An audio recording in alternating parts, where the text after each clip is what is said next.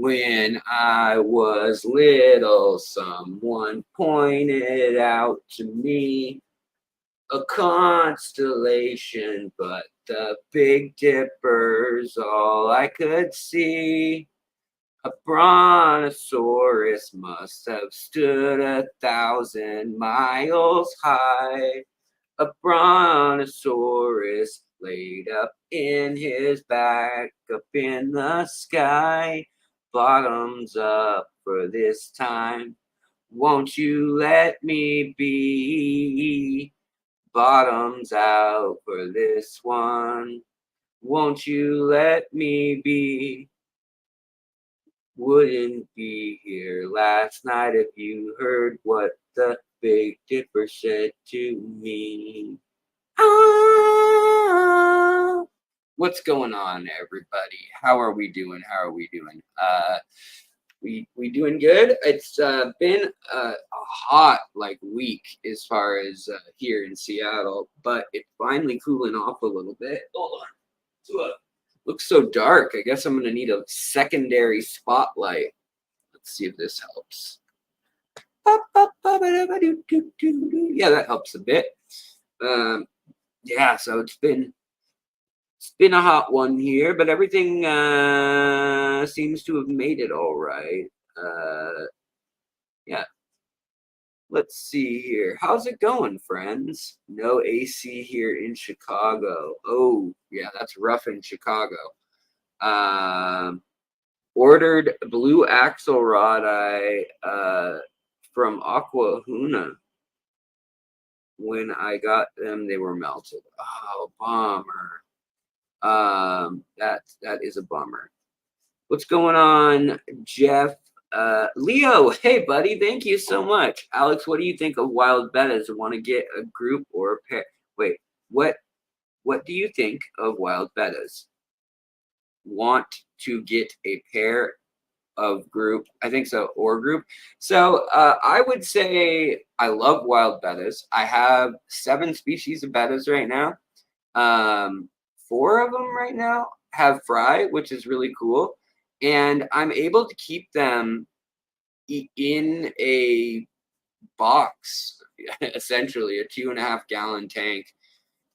Even the pairs usually do okay in there for a while, especially with wild bettas. Now, I wouldn't keep domestic bettas in a 2.5 gallon for spawning and stuff, other than for maybe a day or two, depending on what my plans are. But I really like wild bettas. I think the Maha chiensis are beautiful, but they're super mean. Same with the macrostomas. I would say betta imbelis and oh, what's the other one? The little teeny, oh, minima. Both of those I really like. They stay small, and you can keep them in like a 5 gallon, and you can have a whole group of them. Like, buy them as juveniles for maybe $10 a piece or something if you can find them, and then hopefully they grow up, and maybe find that 2 pair off and that they have babies, and you can take those 2 and kind of set them aside in their own tank, or you can keep them all together with their fry. They'll probably eat some of the fry, but usually bettas, wild bettas especially, I mean, there's 94, 96 species depending on who you ask. And so that's a lot of different fish, but for the most part, most of the species are actually pretty laid back, and they just like to sit right underneath the surface of the water, or on a little plant or piece of wood or log or whatever, and they're pretty chill. So I really like them. I would recommend them. Also getting a group. So yeah. Stephen P, what's going on, buddy? Dixon Designs, what's up? Nano Aquarium guy, what's up, buddy? Boots and cats and boots and cats and boots and cats. I should have done. Adam, what's going on? Are there any wild betta that would be good behavior in a community tank? You know, spawning is what really turns them into little beasts. Most bettas, other than like macrostoma and compuncta, ruber was kind of like could go either way. I'm just trying to think. Yeah, most of them you could probably put in a community tank, especially if you've got floating plants and or like plants and sticks and things in the tank for them to hide in and around. But the thing is, yeah, once they go into spawning mode, even some of the more peaceful ones can be really defensive. So even if they're not going to bite your other fish and hurt them, like rip at their fins, there's a good chance that they are going to chase and kind of snap right just short of pulling on their actual fins. So if you want to breed them, I would say species only tank is the way to go. If you want to just keep a couple wild ones, you could probably do a few females, or you could do, you know, some of the species, I bet you could probably do a couple males even. But yeah, that's kind of my take. How hard is it to find a badis ruber female?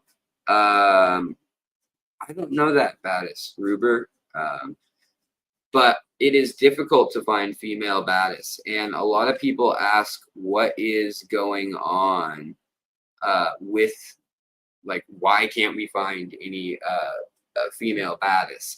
And the reason is the nature of how they are collected, essentially. So in India and Bangladesh, also there's a number of areas where they're found, but right in here, this area. Wait, come on, finger, keep showing.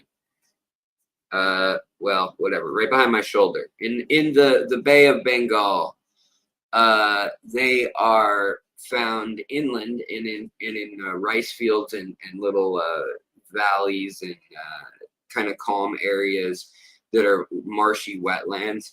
And they are a really beautiful fish, like the scarlet badis, for instance. Well, that one is probably the most popular in the hobby. Yeah, that's probably the most popular one in the hobby. And when they are spawning, they're just like little pumpkin seed fish or just like bluegills, and they make these little mounds that are, you know, the size of a cap for a soda bottle or something. And they will make the little mound out of the silt and dirt, and then sometimes they'll make a kind of ring around it with contrasting colors, kind of like a lot of fish decorate their nests that way. And they will hang out almost like a little cichlid, and they'll hang out there and they'll sit on their mound, and they'll shimmy and show off for the females. And the females are actually colored down at the time, so they're not very colorful at all, even if they have any color, which some of the species do, some of them don't. But the females of badis are very different behaviorally than the males. And so the females are very timid. Males can be, or they can be outgoing. It just kind of depends. But when they're on a nest and when they're collected, they are collected during the end of like what has been the wet season, and it's getting drier usually. And then right before the next wet season. So essentially the end of the dry season is when they're collected a lot of times, the most easily from the wild. And people go out into these rice paddies or farms, and they will go in water that's maybe 2 to 10 inches deep or something like that. And they look for the little mounds scattered in between like grass planting or whatever else is in the ponds. And the little males will sit on their little you know, they're about the size of, you know, this right here. And they sit there and they will puff up and they'll kind of spin around and, you know, chase off about 6 inches either way. They're foes if there are any predators or anything. Well, when they're collecting, a lot of times the native Indian fish collectors, they use these nets that are like a lacrosse net almost. Or is that what it's called? Is lacrosse the thing I'm thinking of? I think so.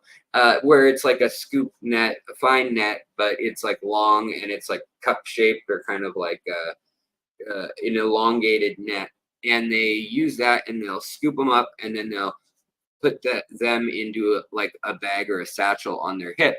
Well, the males defend the nest and they get more colorful and they like, you know, do their little warning dance, whereas the females turn clearish to gray and they just hit the dirt and hide. So because they're more colorful and they assume that that's more desirable, as well as because of their behavior, that's why there's so many more males than females in that specific fish. So oh wow, thank you so much, buddy. We got a gift from 3G. That is so appreciated. Thank you, buddy. Appreciated but never expected. 5 channel membership gift. Very cool. Thank you so much, 3G. I do appreciate that. So we should have some new members. Flossy Boot. Oh, I don't know if I can say that. Lloyd, hello. GNC, hello. First Class Fish, Natalie B. Will killifish eat shrimp? I think they are eating the tails of my rummy nose rasboras. Could this be? My rummy nose rasboras are aggressive enough to destroy each. Are rummy nose rasboras aggressive enough to destroy each other's tails?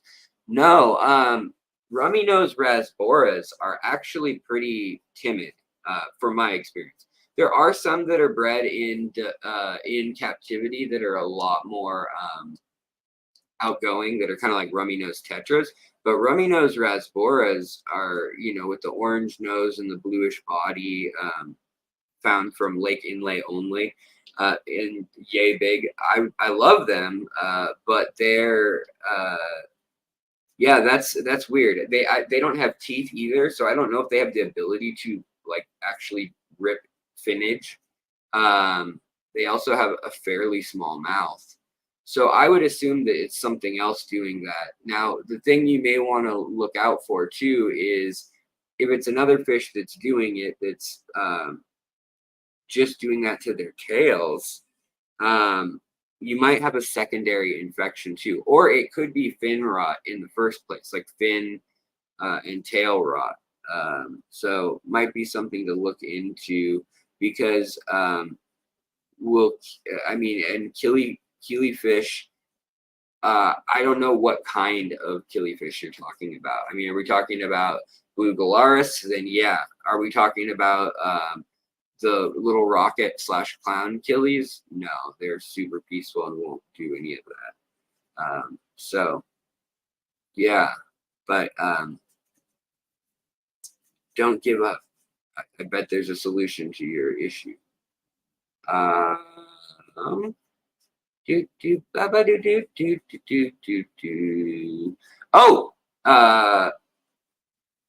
we have a question about the gift card winner, and yes, I did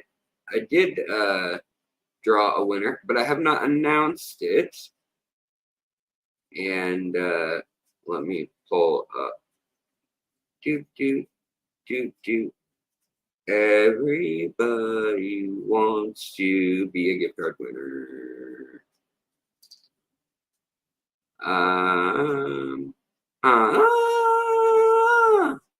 I come from the land of the ice and snow, where the midnight sun and the hot winds blow. Camera of the god will drive our ships to new lands, fight the horde, sing and cry. Valhalla, I am coming. Oh,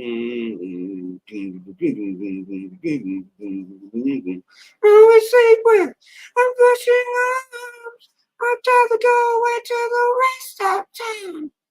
Well, then you better stop. Okay, guys, sorry. I got carried away. Meet me all your ruins. Spite win the day, and in spite of all your losings. Hey, Fish family, I love you, Alexander. Well, thank you very much, Jay Oliver, and thank you so much for being a member for so long. That is very nice of you. Very nice. Also, Johnny Best, buddy, good to see you. $2 super chat. Thank you, guys. I appreciate it. And First Class Fish, we got a $4.99 super chat. Thank you, guys. I really do appreciate it. It's almost as though you knew that this month has been a crazy month. And, you know, YouTube always ebbs and flows. And I'm trying to just make the content that I know those of you who've been around a long time enjoy, you know, like-minded folks and friends on here. And hopefully, you know, the algorithm can go fly a kite. The main thing is I want it needs to be clicky enough that at least the people who are subscribed, you guys, get your notifications. So I have to still play a little bit of the gaming and the thumbnailing and title making upping. But I really do appreciate it. And when you guys are so supportive as channel members, as whether, you know, whatever it may be, if it's going to be a super chat, or it's that you're a member, or just that you watch the videos and you watch the old videos and ads and all that, like, it means so much to me. But it's why I can do what we do here. So I very much appreciate it. Yeah. Ba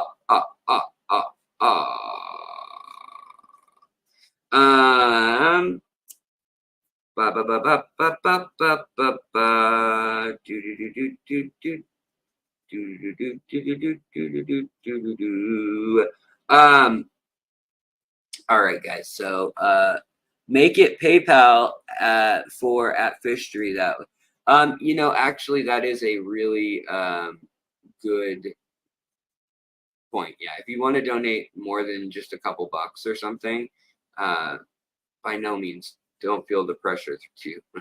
But the PayPal that's linked in the description, that it's basically 30 to 40% more of the money makes it to me and the channel. YouTube doesn't take a cut as big. Then it's just Uncle Sam and the credit card handling or banking that take their little sliver. So that's a good point, Don. And thank you.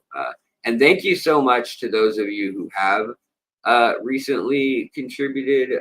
You know, even some folks have sent like a buck or two on there.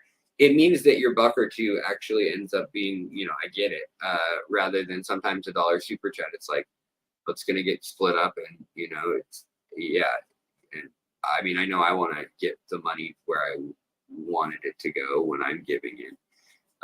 But that's neither here nor there. It's also fine to do it on here. It's just, you know, we're paying Google 30 to 40% of the money.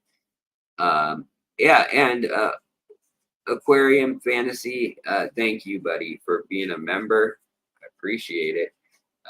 And thanking me for my work. It's my pleasure. I am so happy that this is something that you guys think is worthwhile. Also, side note, this is the crazy lake water. And can I get it to show? The lake water is disgusting, and there's planaria in a perfect ring around it. Look at that, the planaria ring. It's like Saturn, only disgusting little worms.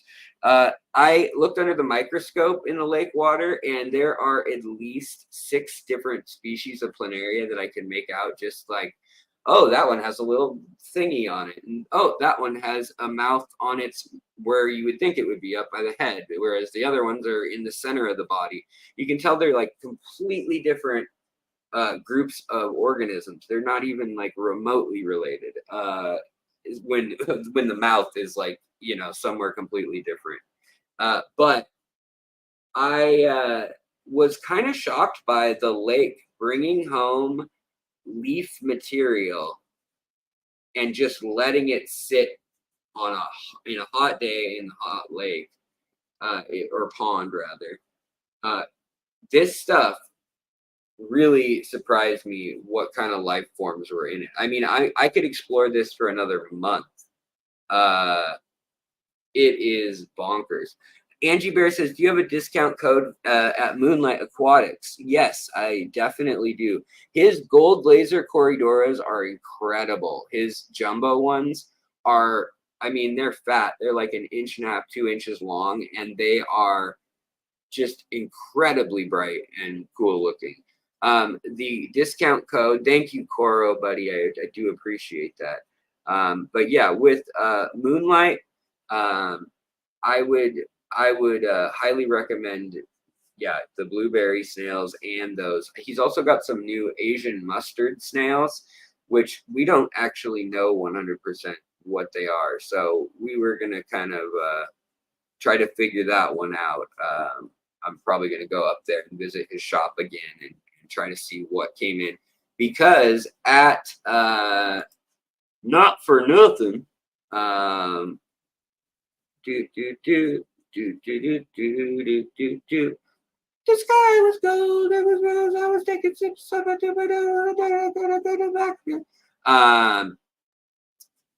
Not For Nothing, share screen, share my screen with gasoline. Happy time. What's the matter? Who cares? People running everywhere, running like decapitated chickens in the rain. So, oh, did he actually sell out of these Kalitawas? I don't know that he did. But he has zebra plecos back, which he just got those in yesterday at Moonlight. And yeah, the code is Fishtory with capital letters and then a 10. But these are the source he gets them from. They look the same every time. And it's somebody who is doing a incredible job at breeding these things. They are just cranking those and leopard frog plecos and all sorts of other things out. Like, I mean, it's wild. Not only, you know, last time we were looking at how affordable the shrimp too were, like $2.99 for red really Neocaridina shrimp, $3.99 for their other ones. I mean, it's a good way to go. Now, they're not American bred, and they're not lineages that have been worked on and are, you know, guaranteed to be super high class or anything like that. But they've all looked pretty good from what I've seen coming in. Sorry guys, I'm gonna stand, my back's really sore today. They also, he's got a spotted Congo puffer, and then the gold laser corys. He's got the little ones for $10, but then he's got jumbo. I wish he had a picture of the jumbo ones. I've got one on my phone that he sent me, but I mean, they are chef's kiss beautiful and big. I mean, so big. So I mean, you can get a zebra pleco for $119. I mean, these things were going for $400 or $500 5 years ago. For a pair, people were paying $1,000. I mean, just wild stuff. And you're still gonna pay $200 to $300 for those fish, especially if they're grown out to a couple inches already. Like, there's the hand. I mean, you can see there the size, and yeah, they never last long, and who knows how long he's going to be able to keep getting that supply. I hope a long time. But the other thing is, he's got the the Stiphodon elegans, the really pretty neon blue one that lights up to like an electric blue. These photos are just literally whatever he's got in store. Right now, he's got a lot of gobies, and again, it's just moonlightaquatics.com. And he's got the Imperial Lapis Tetras. These are $30 a lot of places, 15 to 30 depending on what they're called. And a lot of times he's got albino spotted hoplos, which these guys are real chunky right now. They're probably 4 inches. It says 3, but I bet they're probably 4. I mean, in his shop right now, I've gone in and seen stuff, and he's also got these catfish, the Mistis bimaculatus, which are the 2-spotted Malaysian catfish. These are one of the few bottom-dwelling fish that you can get in the hobby that's not saltwater, like a grouper or something crazy like that. From Papua New Guinea and the Indonesian islands and stuff. Those little catfish are one of them, and they're really cool. Also, if you're willing to pay a little bit more, he's got some of the rare, like the bird song Stiphodons for $20, which again, it's a good deal. Also, he still does have a lot of rainbows, so even these really obscure, beautiful, these Kali Awalim, these are really neat.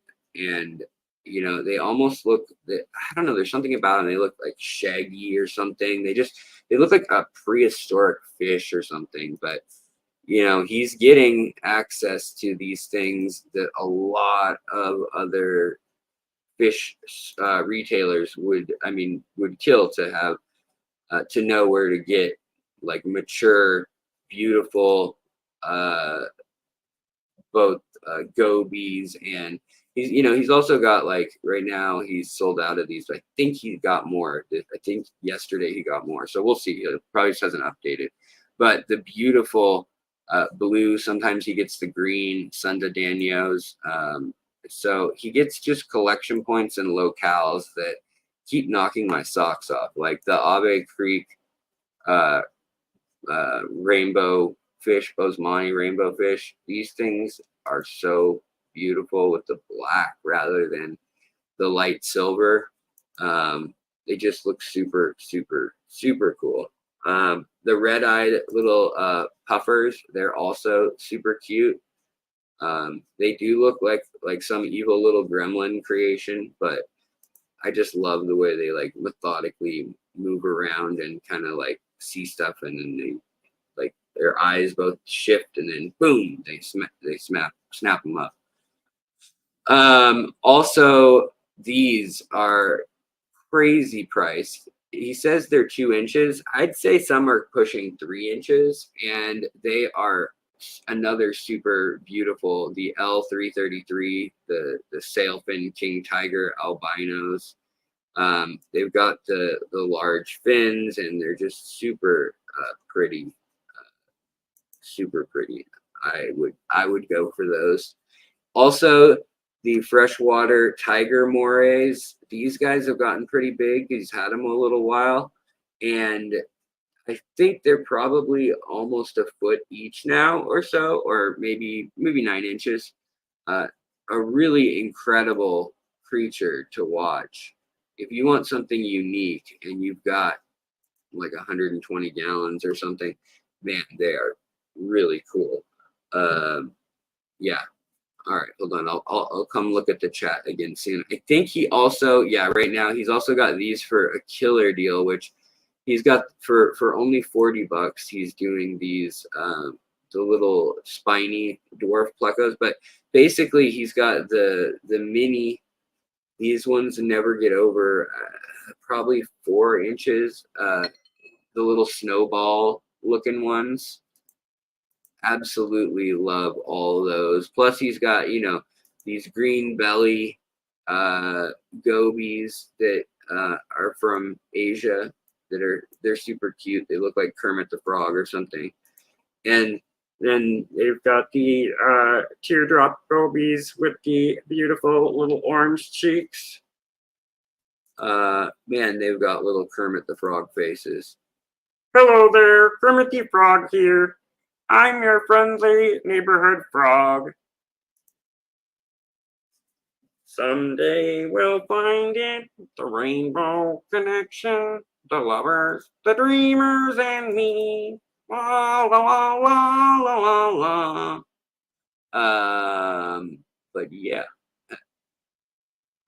Cora wants to know, can you give us a sneak peek at your next video? I suppose I could. I suppose I could. You know, I'm actually working on a number of videos. You guys want to hear? All right. Get rid of this. Remove. Enhance.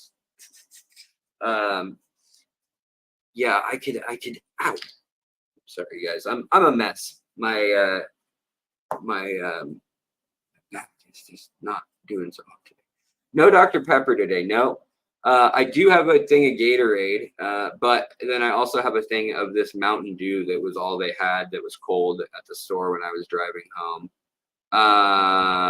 So there's that. There's that going on.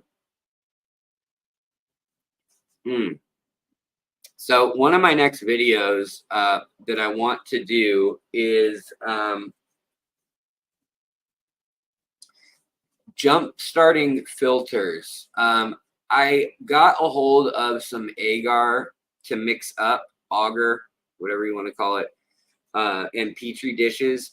And I want to, I think it's about the perfect temperature, about 78, 80 degrees lately in Seattle, that I could just let it sit basically in a box somewhere and culture what's in there and maybe find out what is in there.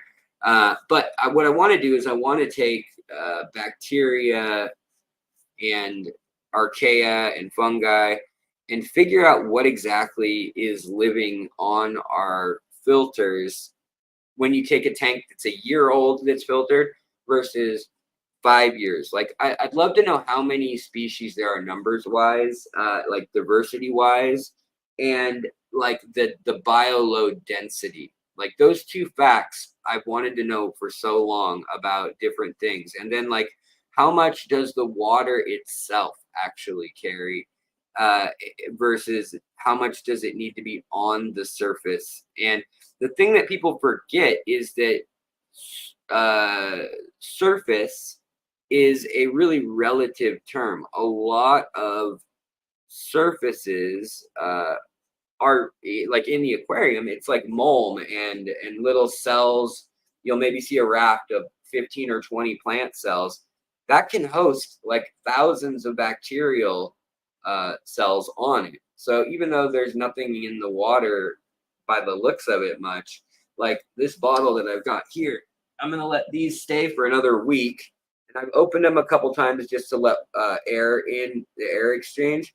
But also you can see that, well, maybe I'll do an update video just on what's going on in these bottles, because the other interesting thing that has been going on and that has sparked like a whole new video idea for me is every day I haven't been touching these bottles, and the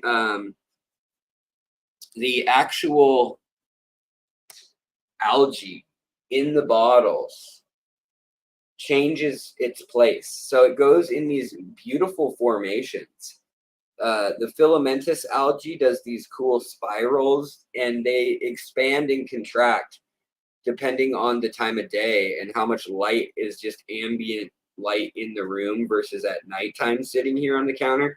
That, and there's like all sorts of little bugs and eggs that have hatched in all three.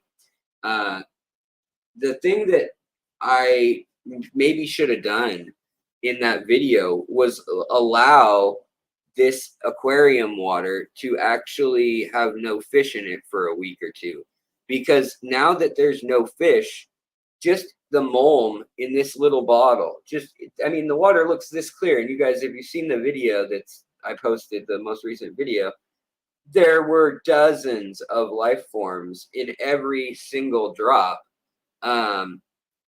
let alone the scuds and paramecium, which are, you know, all over. But there are a lot of little tiny seed shrimp and isopods and ostrocods, which are other seed shrimp, that look like nothing. I mean, they don't look like anything to the naked eye. Yet under the microscope, you're like, there's dozens of species just floating in that little drop of water, and within a week or within even 4 days, you see that some of the little eggs and cysts and things that are in there are hatching, and it's incredible the amount of life that is hiding in there, and that your fish just eat up. Like your fish just keep it there. Yeah. Hey, what's going on, Dr. Anthony? Good to see you. Ada, what's going on? Good to see you. Leo, I know I saw you earlier in your super chat. I appreciate it. Just seeing your name, saying hi again. Guy Ashby, what's going on? Exotic water. Is there a Medaka rice fish craze going on in the US? I would say on the West Coast, there is a little bit of a hobby, and, you know, in the Bay Area, they tried to start one up during the lockdowns and stuff. It's not been super successful, but there are like quite a few people scattered around the country all over that do enjoy the rice fish, that are bringing in some of the rarer collection points, or not collection points, lines that the Japanese have bred. For a while, the Japanese didn't really want to export them, and now there are several exporters that are in possession of those rare and unusual lines, but they're also,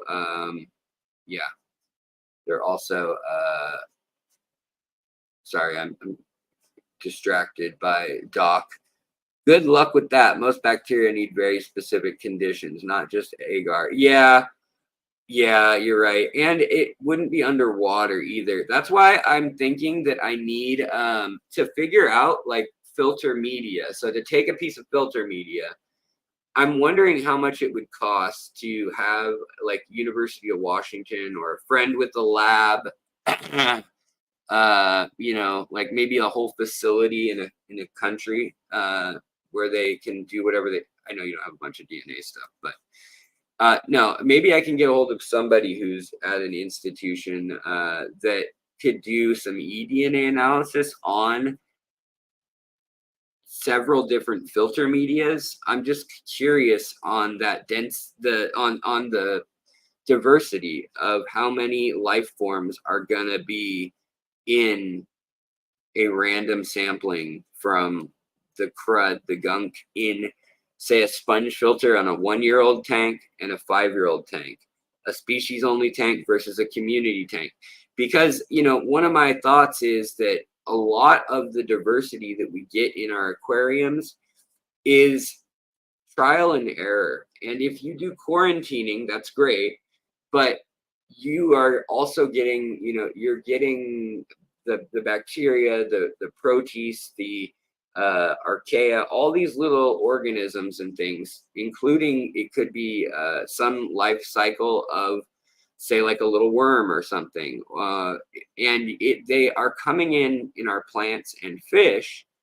And if you're always hitting them with all the antibiotics and all the antiparasitics and all that stuff very heavily before they enter your tank, then that skews what's going to be in your tank. And some of that's probably great. You don't want, you know, bad tapeworms taking over tanks, or columnaris, or, you know, whatever it may be. But there are innocuous, just random little organisms that do build up the food web that also come in that way, and we don't want to kill them necessarily. So that's kind of the line of questioning, like in my head, is why I want to know that. Boots and Cat said I tried to connect with OSU's ichthyology lab, but it was, what did you just say? It was something. It was Annie, what's going on? Or Anne, rather, what's going on? Dean, hello. Uh, ba, ba, ba, ba, ba, ba, ba, ba, ba, ba, ba, ba. We are short on likes, people. Yeah, Stephen, thank you for reminding folks. The Aquascape, what's going on? You really, really, really small food for Medaka fry. They have extremely small mouths. Yeah, I mean, rice fish are not that small. When you look at like gouramis or some of the little rainbow fish, or actually rainbow fish don't have that tiny either. But there are some larval fry that are really tiny, like chili rasboras. Holy smokes, those babies. You don't even see them for like a month. You just assume they're in there, and you just add infusoria at paramecium. And the paramecium's even too big for them at first. It's an interesting process when you breed those little micro rasboras and you know, sundadanios and stuff like that. Yeah, cyanobacteria, new info. You know, the other thing that I have going on for a video idea is I have duckweed that I yeah, Dawn, you're right. The new way to like stuff is awful. I think if the video is horizontal, unlike it is today, I think you just have to double click it. I don't know if that works in this mode, and it's only on certain, like, it works in Android but not in Mac, or you know, whatever. Like, there's all these differences, and it's so bad. They really need to make some consistency, because yeah, it's bad.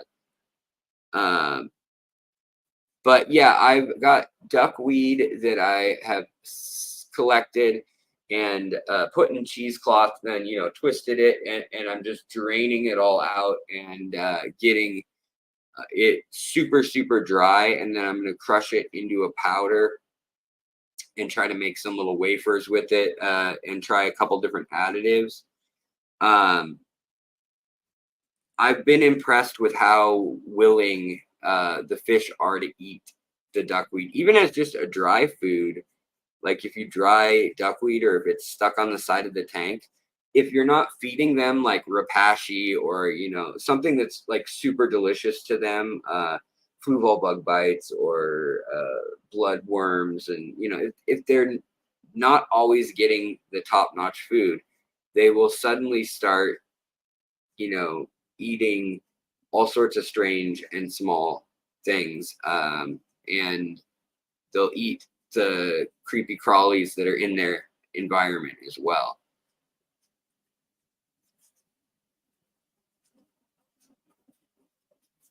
Um,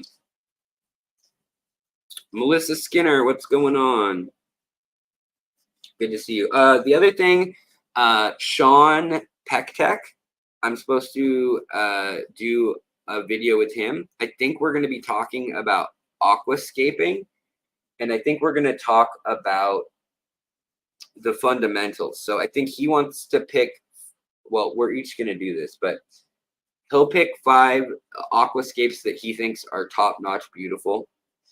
Then I'll pick 5 that I think are top-notch beautiful, and we'll kind of present them. And then on the screen together, he and I will both chit chat, and see what you guys think too. But basically go over things like vanishing points, the rule of thirds, texture, composition, the contrast, and color, and you know, harmony versus tension, the rule of thirds, all these things, vanishing points, the horizon, all that stuff that can be helpful when you are aquascaping. So yeah. Also, I don't know what's going on, but my chat, I believe, is frozen. Let's see if I can exit that and then redo it. Rewind. There we go. Angie Bear, what's going on? You're goldfish. Yeah, goldfish love duckweed. I've been surprised though. Like even a lot of my live bears have been eating a lot of it. Even my chili rasboras have been eating it. Like they'll eat one piece and it takes them a while to get it down, but they've been eating it, and yeah, it's 60% protein. So you see why they would. Yeah. Boots and Cats and Boots and Cats. Will I be at Fishtoberfest this year? I don't know. Is that a true statement? Yeah, I think that's a true statement. So when Kenny was running it, I mean, also Ryan last year was working with it, but it was, I was invited, and I guess this will be the fourth. Will it be? Wow, already the fourth Fishtoberfest.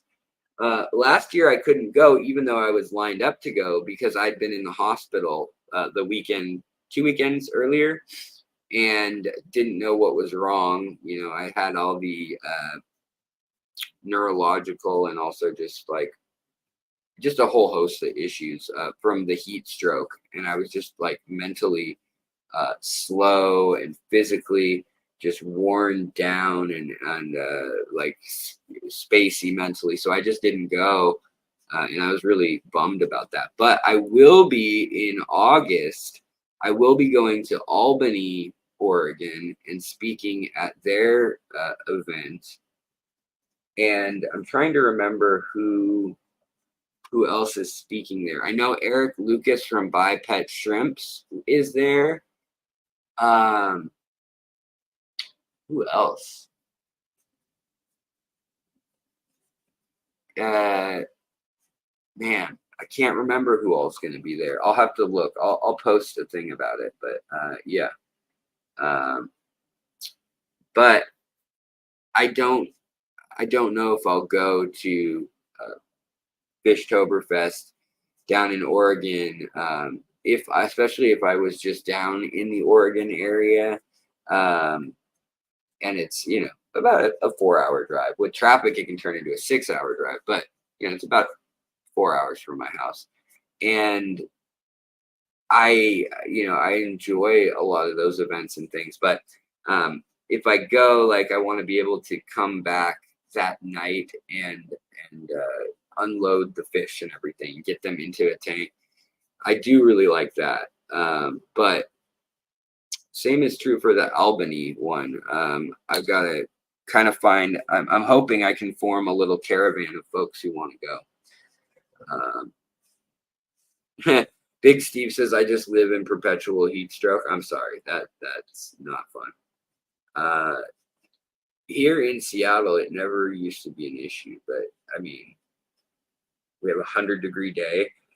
Our next hottest day to the day, whatever, a week ago when we had this crazy heat wave start, it had been like, I think 82 was the hottest it got, and it got to 103 the other day.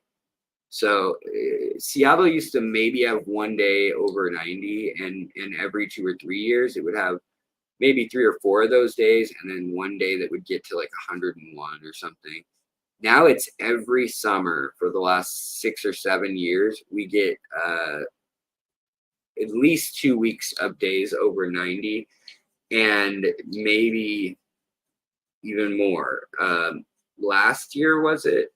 No, two summers ago, we had we set a record. It was like for Seattle, I think it was like 41 days over 90 or something silly, like just insanity for us. We're just not used to that, nor are the critters, and I mean, people don't have AC units and stuff up here.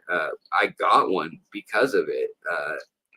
Luckily, I suppose we have a small house, so I need to hope that doesn't happen again, and at least it doesn't get like crazy cold though. Angie Bear, you have a wonderful night. You take care. Guy Ashby, what's going on? No ceiling fans. Yeah, that is weird, Guy. I have ceiling fans here. They're not super big in Washington State, but they're in houses from the 70s a lot of times. Just Joe says, I used to want to leave Alaska because of the cold. I'm starting to think I just have to hold out a couple of years. Yeah, you might have. I mean, maybe you live up in the mountains and you'll have beachfront property in the tropics if you just keep waiting, right? Oh, right. Also, I forgot to say that the person who won the $50 gift certificate, if you could get a hold of me, it is dang it, where did it go? Uh,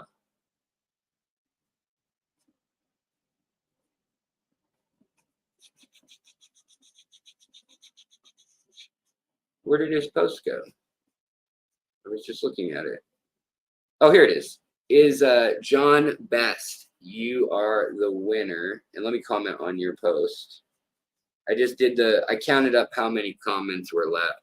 But it's literally just the post that says gift card and John Best 4428 is the winner for the giveaway. Now we'll do more, so don't worry. We're gonna do more giveaways for Moonlight, and it's just kind of the slowest time of the year. So I'm hoping that this winter we can kind of do you know, a Christmas giveaway for the channel. We tend to do that. Last year was after I had been in the hospital, and I just, man, with the dental bills and the medical bills, I mean, I still have all these bills, but now at least they're structured. I can pay them slowly and whatever.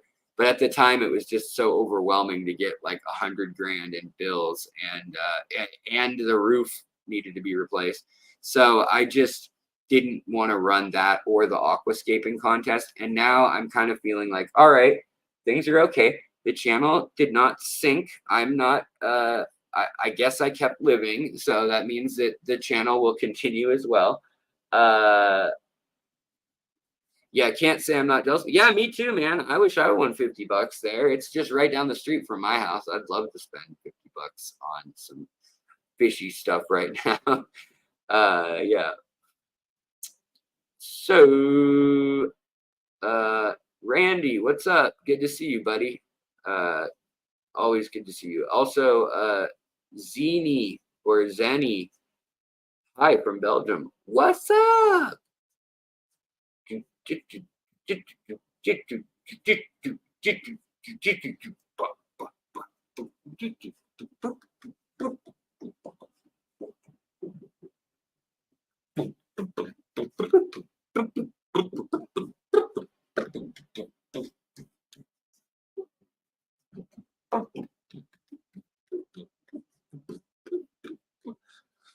All right, guys.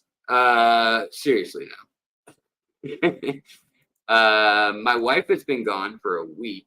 So, I mean, that's been cool, but I've been doing crazy things. Like the coolest place in the house is right here. And the air conditioner points right here, and we have granite countertops, and there's maybe 8 feet of countertop right here. So I literally took the countertop where I had the microscope and all these bottles of who knows what, just pests. Wow, this bottle got dark. Interesting. I wonder what happened, if it's just gone aerobic or what, or if the cyanobacteria started growing, because boy, that is my ponds versus the here, I'll light it from the side real quick. But my ponds versus the, oh, come on. I need to get rid of the background. But this bottle here is nice and green and like, stop it, camera. This bottle is nice and green. Yay. This bottle is almost blue. It's like a smoky gray. And the top's been sealed on it, and all the planaria and stuff are right up here. Ugh. Right there. So many of them. Anyways. Itchy nose. What is going on? Why is it so hard to hover the mouse over the thumbs up icon and left click, add a like?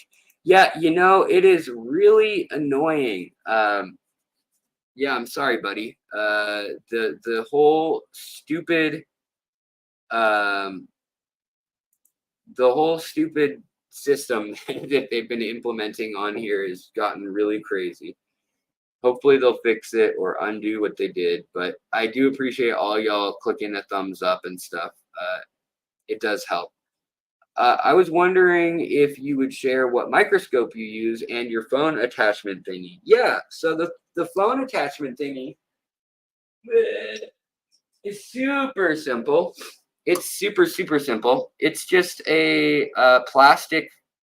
It's a plastic grabber, and it allows the phone to, so the eye hole goes over this, and then it holds onto the phone here, and it can go back and forth that way, and you can tighten it, and it can go up and down, and then this swings on a joint that's a screw. So you kind of have 3 axes of motion to line up your phone correctly, and then you kind of just have to push in. It's got a cap that goes over the eyepiece, but no lens or anything, no electronics. That's the easiest way to do it. The actual microscope itself is, oh, I forgot it has a cord that's plugged in. It is called the Scope by Science Kit Ltd. So it is a really chunky, old, heavy-duty metal microscope. It's got just a light on the bottom. Hold on. It's got just a light on the bottom and big, heavy base. It weighs probably 7 or 8 pounds, the whole thing. And I need to get some new lenses on it, actually. The strongest lens does not work. But I've got 200, 100, 210, and 400 all working, or 40. Should probably say 40, 110, and 200, I think is how it works. But yeah, and then this goes up and down, and there's a light that I'll never be able to replace whenever it burns out. A little light bulb that probably hasn't been made since forever. But I got that from a friend whose mother was a teacher at a middle school, and they were auctioning off the old gear, that like old lab equipment and desks and chairs and stuff. And yeah, it worked. I mean, it works really well. And let's see here. Dean says, good for an older phone. It wouldn't work on my S3. S3, what is that? I don't know what the S3 is, but it works. It works well with my with this, you know, with the beat up. Right now I've got one of those, that glass that's shatterproof or whatever. You can see how shattered it is. It's not shatterproof. I mean, it's the tempered glass.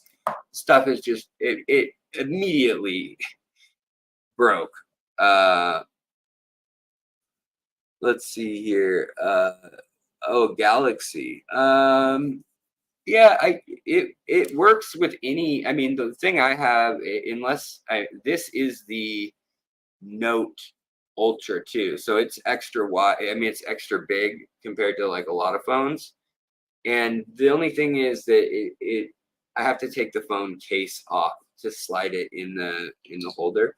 But you basically just zoom in, and if it doesn't fit at the natural 0 zoom, or 1% zoom, or whatever it's set at 0.6, you just go to the next camera. So you zoom into 3, put it over there, and then it usually will work. And then also you can adjust how close or far it is from the actual eye aperture piece. Yeah, Leah, I know the feeling. I have smushed a number of little critters with the biggest lens on that microscope, or drag as I turn it, it drags through the specimen because I'm not using a slide cover and stuff. Yeah, it can be gross. Yeah. But yeah, so other video ideas that I had in the works, I have a list that I always keep with me and always amend daily, essentially. And I look at your guys' thoughts, inputs, and one of them is so somebody asked me, what plants can your aquarium fish eat? So for the cichlids and goldfish and fish that like to eat plants, like what are some plants if you want to intentionally actually feed them the plants, which I'd never really thought about. And so that's a possible topic that I've thought about. Also,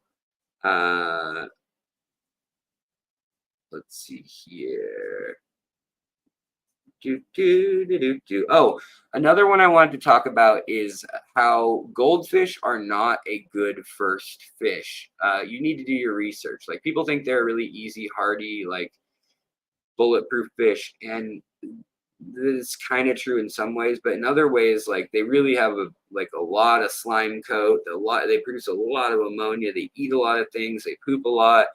Um, you know, they're kind of pigs, so that's another one. Asya, good to see you, and thank you so much for stopping by. Always a pleasure. Let's see here. Yeah, if you have a pond, they're great. The other thing I kind of wanted to do maybe is, I want to do a species spotlight or profile on some goby species, but I also wanted to do a kind of a comprehensive look at a biome and do that as a series. Like, for instance, lake inlay, and then talk about what the water chemistry is, what plants are native there, what fish are native there, and what the temperature is like, what the ethnic and social geography and politics and everything, like what's impacting it. Is it pollution? Are they allowed to collect there? Are they exporting from the place?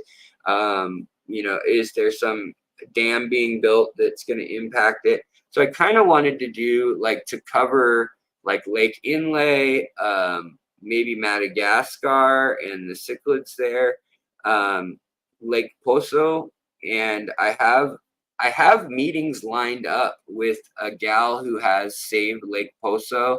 It's in Dutch though, so however you say that.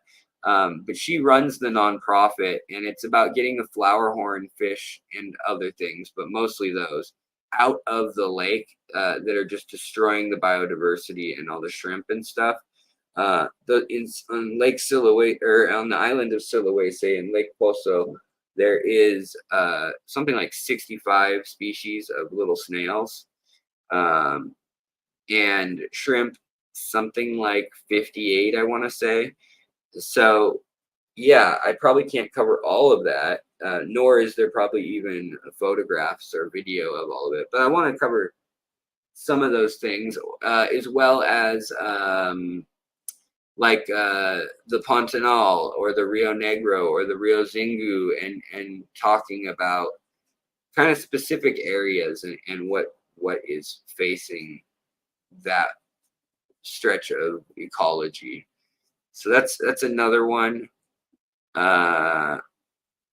Sorry to hear that Boots and Catsy, you're on a first name basis with your local ER workers. Yeah, I basically am too. I hear you. I'm sorry though. Also, I kind of was looking at, let's see here. Oh, the other thing that I wanted to figure out is if there's a good way to monitor oxygenation in our aquariums, and like a wand or a sensor or a rod of some sort, because that's something that, like, especially with native fish to the United States, the warmer it gets, the lower the oxygen goes. And I've seen fish gasping and stuff, and it's not ammonia, it's just the oxygen. So I'd love to find a product or a way to test or whatnot what the dissolved oxygen content is, easy, and pass on that information to you guys. Mick, what's up, buddy? Sorry to hear, but what effing idiot put flower horns in the lake? Yeah, I know, right? They put you to death there for possession of substances. Like, I think it's more than 3 grams or something. Yet you can throw, like, you can kill. So for the guy who killed, there, I think there's maybe like 42 of these Javanese rhinos left, and they thought there were none. And then they found a group of them on a park preserve where there was a group of these little pygmy, the world's rarest elephant, or not elephant, rhinoceros, the Javanese rhino. And this guy killed one and sold the parts to a Chinese dealer. And he got the max sentence, which was 3 years. That's the max they could give him. And yet, simple possession is 10 years if they want, for just herb. And more than, I think it's 3.5 or more than 3 grams, is considered trafficking, and it can be the death penalty. And they have killed people over that. So, wild stuff. Yeah, you'd think that killing one of the like most majestic creatures of your country, and one that's already extremely endangered, think that would carry a little harsher penalty. Well, guys, it's kind of a subdued, laid back stream tonight, and I think Lucas Bretz is kicking up his stream and all that. So if you guys want to go over there, I won't be offended. I won't be here. But yeah, maybe depending on what editing gets done on my several video project. Plus, I have like 3 other things that are just stuck in my head, like news stories about what's going on in the fish world. Like there's a strike right now going on in Brazil with IBAMA, the group that exports and decides what fish get to be exported. And a bunch of shipments didn't go out, which is good that they aren't stuck somewhere. But a lot of transshippers and dealers were like, where are our fish? Like they were literally expecting them and they didn't go out this week. And it was a move by the labor unions, or by an attempt to form a labor union, perhaps. Yeah, so I got to look into that a little bit more, but it seems interesting. Also, Ivan Mikolji, he's supposed to be on, so he and I got to meet and discuss briefly, but he was willing, last I checked, to do his talk from Findig so that you guys can actually hear it, because the audio there was just not good at all. So yeah. Also, if I have time tomorrow, I got to pick my wife up from the airport tonight, and then in the morning we'll see how chipper she is versus tired or whatever. But if I have time to sneak away, if she doesn't want to do something, I will probably try to go to Moonlight and maybe show off what they've got going on at Moonlight. Fishtory, what do you think of the betta alba marginata? I like them. I think they're cool. Yeah. There's quite a few in a tank together at the moment, and I want to say that they're a little less robust and happy looking than some of the other ones, but I don't know if it's just because the water's near neutral and they need really acidic water or what. But they're a pretty fish, and they're not fully grown, the ones he has, so I could see them potentially, maybe they just need to kind of grow into their colors and their shape and their self. But they're, yeah, I almost bought some and then strayed into a different direction last minute. Fishery, yeah, okay. All right, you guys, thank you so much for watching. I really do appreciate it. Johnny Best, what's up, buddy? Alex, trying a one plant species only. Will you choose? Which would you choose? Probably Monte Carlo or Val, maybe. I don't know. Maybe if I had the time, Bucephalandra or something like that. But yeah, I'm gonna say Monte Carlo probably because you can kind of drape it. Or Hydrocotyl tripartita, water sprite is another good one. All of those you can kind of carpet, you can kind of plant, you can make a big wall of them, you can make a floating ball of it. Yeah, that's what I'd say. Probably one of those. But guys, Johnny was the gift card winner. Well, I don't know if it's the same Johnny as Johnny Best here. Is it? Are you the same Johnny Best as Johnny Best? What did we read off? John Best 4428. Whoever that is. So they'll have to email me, and if I don't hear from them, then I'll draw again. But if I'll give them 48 hours probably or so. But we'll try to do another giveaway soon. You guys know I like doing giveaways. Whenever I've got the extra money, and like, if the money's there, I love doing it. And hopefully we can maybe get some larger sponsors of some videos and do some more in-depth stuff like the DNA testing or like like eDNA stuff. To get a hold of me, it's just email me at alexanderjwilliamson@gmail.com. That'll do. And all the links to all the different things, whether it's you want to give me money because I'm so precious, or if you, Mr. Tomatoes, there's a name. Awesome.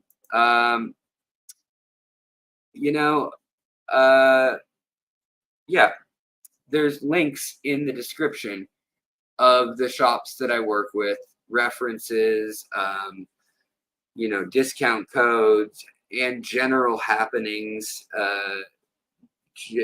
Usually just check there, and there's a chance that I'm already working with your favorite creators or your favorite stores that are doing something. So it's worth, popping in and taking a look, or, ask me. That's fine too. You guys, I hope you have a wonderful night. There's 49 of us in here, and that's why when I'm streaming the other way and we get 10,000 views in an hour, that's why it's so tempting. But I wanted to do one the classic Cool Ranch Dorito way. Just for old time's sake, for new time's sake, and old time's sake, for all the sakes. All right, guys, I hope you have a wonderful evening, and I will talk to you. L number 8, letter R.